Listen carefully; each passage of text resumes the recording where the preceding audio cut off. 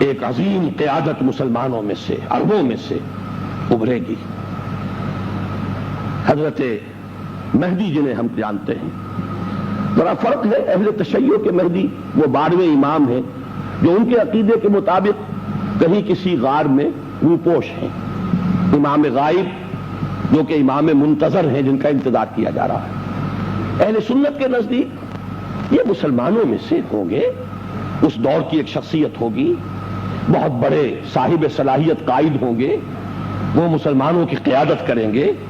جب آخری دور ہوگا جنگوں کا یہودیوں کے ساتھ تو مسلمانوں کے قائد و سپہ سالار ہوں گے، اور پھر اسی وقت حضرت مسیح کا نزول ہوگا، حضرت مسیح جو زندہ آسمان پر اٹھائے گئے۔ دیکھیے جیسے میں نے ابھی عرض کیا ہے، لفظ مہدی مشترک ہے، اہل تشیع کا تصور کچھ اور ہے، اہل سنت کا کچھ اور ہے، لیکن لفظ مہدی مشترک ہے۔ اسی طرح حضرت مسیح کا زندہ آسمان پر اٹھایا جانا اور واپس زمین پر آنا قیامت سے قبل، یہ مسلمانوں اور عیسائیوں کے درمیان مشترک ہے، عیسائی بھی یہی مانتے ہیں۔ فرق صرف یہ ہے کہ ان کا عقیدہ یہ ہے کہ صلیب پر چڑھا دیے گئے معاذ اللہ، پھر زندہ ہو گئے اور پھر زندہ آسمان پر اٹھا لیے گئے اور پھر واپس آئیں گے۔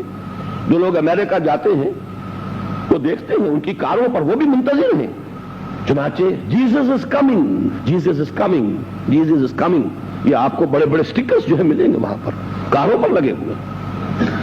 ہمارا عقیدہ یہ ہے کہ حضرت مسیح علیہ السلام زندہ آسمان پر اٹھائے گئے، وہ گرفتار ہوئے ہی نہیں، ان کی جگہ کوئی اور شخص تھا جس کی شکل بنا دی گئی حضرت مسیح کی سی، ولیکن شبہ لہم، ان کے لیے ایک مشابہت پیدا کر دی گئی، وہ شخص سولی چڑھا ہے، اور انجیل برنباس نے تو اس کی وضاحت ہی کر دی، پوری طرح کھول دیا۔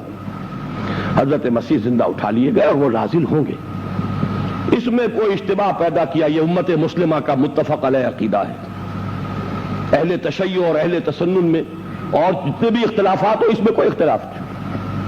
ہاں اختلاف کیا ہے تو قادیانیوں نے کیا ہے یا کچھ منکرین حدیث نے کیا ہے، اس کے سوا پوری امت کا مجمع عقیدہ ہے۔ اور میں تو سمجھتا ہوں کہ سامنے کی بات ہے، جتنی بڑی طاقت اسرائیل کے پاس جمع ہو چکی، کون اس کا مقابلہ کرے گا؟ واقعہ یہ ہے کہ معجزانہ طور پر ہی ان کی ہلاکت اور بربادی ہوگی۔ یہ عام دنیاوی اصولوں کے مطابق، جیسے کہ میں نے عرض کیا، دنیا کی کون سی طاقت ہے جو اس کا مقابلہ کر سکے؟ یہ معجزانہ طور پر حضرت مسیح کا وجود ہی معجزہ تھا، اور حدیث میں آیا ہے کہ جب حضرت مسیح نازل ہوں گے، جہاں تک ان کی نگاہ جائے گی یہودی پگھلتے چلے جائیں گے۔ آج ہماری سمجھ میں آتا ہے جو لیزر کا اثر ہے، وہ کوئی سپر لیزر ہوگا جو اللہ تعالیٰ ان کی نگاہوں کے ذریعے سے، اور جس سے کہ ان کی آخری تباہی ہوگی۔ اور حدیث میں صاف موجود ہے، وہ دجال اکبر مقام لد سے بھاگنے کی فکر کر رہا ہوگا، وہاں جا کر پکڑیں گے اور قتل کریں گے۔ اور Lydda is the biggest air base of Israel. اب لڈا میں اور لد میں فرق کتنا ہے؟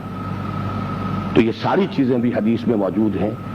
پھر حضرت مسیح علیہ السلام کے ہاتھوں اس امت سابقہ جو امت تھی، ملعون اور مغضوب امت، اس کی ایکسٹرمینیشن ہوگی، عذاب استیصال ان پر آئے گا، ان کو ختم کیا جائے گا، اور پھر عیسائیت اور اسلام ایک ہو جائیں گے۔ اس لیے کہ حضرت مسیح جب آ جائیں گے، حدیث کے الفاظ ہے یکسر الصلیب، حضرت مسیح صلیب کو توڑ دیں گے، یعنی عقیدہ ختم کر دیں گے، میں سولی چڑھائی نہیں، تم کس کو سمجھ رہے ہو سولی چڑھا؟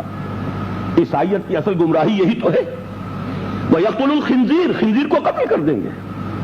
شریعت موسوی میں بھی خنزیر حرام تھا، یہ عیسائیوں نے حضرت موسیٰ کی چونکہ شریعت کو ساقط کر دیا سینٹ پال نے، تو یہ چیزیں آئی ہیں، گویا کہ شریعت جو ہے وہ وہی ہو جائے گی۔